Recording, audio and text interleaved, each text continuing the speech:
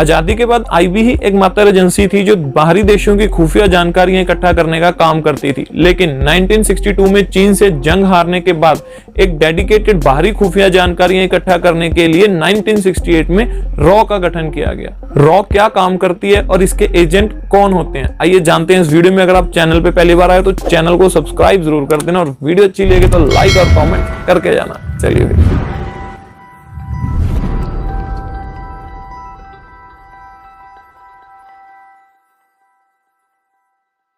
भारत की जासूसी agency raw को नया चीफ मिल गया। Senior IPS officer Ravi Sinha रॉ के नए प्रमुख होंगे। इस समय रवि सिन्हा रॉ में ऑपरेशन विंग संभालते थे। रवि सिन्हा 1988 बैच के छत्तीसगढ़ कैडर के आईपीएस ऑफिसर हैं। 1 जुलाई से वे बतौर रॉ चीफ के अपना पद संभाल लेंगे। दिल्ली के सेंट स्टीफन कॉलेज में पढ़ाई करने वाले रवि सिन्हा को कई क्षेत्रों में काम करने का अनुभव है। रवि सिन्हा जम्मू कश्मीर के अलावा भारत के पड़ोसी मुल्कों और उग्रवाद जैसे इलाकों में भी काम कर चुके हैं। रॉ असल में बाहरी खुफिया एजेंसी है। इसका काम विदेशों में होने वाली एंटी इंडिया एक्टिविटीज पर नजर रखना है और उसे बेअसर करना है। रॉ बेहद खुफिया एजेंसी है। इसके बारे में बहुत कम जानकारी पब्लिक डोमेन में मौजूद है। कैसे बनी रॉ? इसका इतिहास ब्रिटिश इंडिया से शुरू होता है। दुनिया में उथल पुथल की आहट के बीच अंग्रेजों ने इंटेलिजेंस ब्यूरो यानी आईबी का गठन किया। इसका काम बाहरी खुफिया जानकारियों को इकट्ठा करना था। 1947 में आजादी मिलने के बाद संजीव पिल्लई आईबी के पहले डायरेक्टर बने।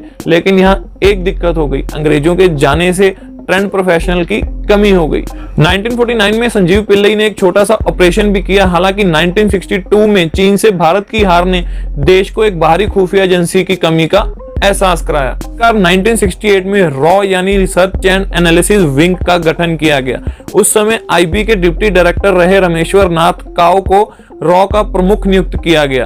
उन्हें भारत का स्पाई मास्टर भी कहा जाता है। जिस समय रॉ का गठन हुआ था उस समय उसमें 250 कर्मचारी काम करते थे और उसका बजट $4.5 लाख था और 70s के टाइम में ये बढ़कर $61 लाख के पार चला गया था। रॉ का काम क्या है? भारत की राष्ट्रीय सुरक्षा और विदेश नीति पर सीधे असर डालने वाले देशों में राजनीतिक, सैन्य, आर्थिक और वैज्ञानिक विकास की निगरानी करना है। भारत के राष्ट्रीय हितों की रक्षा के लिए देश में सीक्रेट ऑपरेशन करना है। भारत में आतंकवाद और भारत में खतरा पैदा करने वाले तत्वों पर निगरानी रखना और उन्हें बेअसर करना। रॉ के एजेंट कैसे बनते हैं? रॉ में कोई सीधी भर्ती नहीं होती। इसमें आईपीएस ऑफिसर, सीआईडी ऑफिसर और आर्म्ड फोर्स में काम करने वालों को भर्ती किया जाता है। समय समय पर रॉ में भर्तियां होती रहती हैं और इसमें इंटरव्यू देना होता है। इंटरव्यू पास होने पर सख्त ट्रेनिंग करवाई जाती है।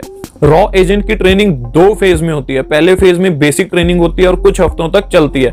दूसरे फेज में एडवांस ट्रेनिंग करवाई जाती है और ये 1 या 2 साल तक चलती है। ट्रेनिंग पूरी होने के बाद एजेंट को विदेश में पोस्टेड किया जाता है और वहां उसका काम राजनीतिक, सैन्य, आर्थिक और वैज्ञानिक इंटेलिजेंस को इकट्ठा करना है।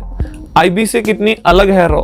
रॉ से पहले आईबी ही विदेशों से खुफिया जानकारियां इकट्ठा करती थी, लेकिन रॉ के आने के बाद आईबी देश के अंदर की खुफिया जानकारी इकट्ठा करती है और रॉ विदेशों से खुफिया जानकारियां इकट्ठा करती है। दोनों में यही डिफरेंस है कि आईबी देश में करती है और रॉ विदेशों में करती है। कुल मिलाकर रॉ का काम बाहरी देशों से खुफिया जानकारी इकट्ठा करना है और आईबी का काम देश के अंदर से खुफिया जानकारी इकट्ठा करना होता है। उम्मीद है वीडियो अच्छी लगेगी। वीडियो अच्छी लगे तो लाइक और कमेंट जरूर कर देना और चैनल को सब्सक्राइब करके जाना बिग हंटर 01। थैंक यू, मिलते हैं नेक्स्ट वीडियो में।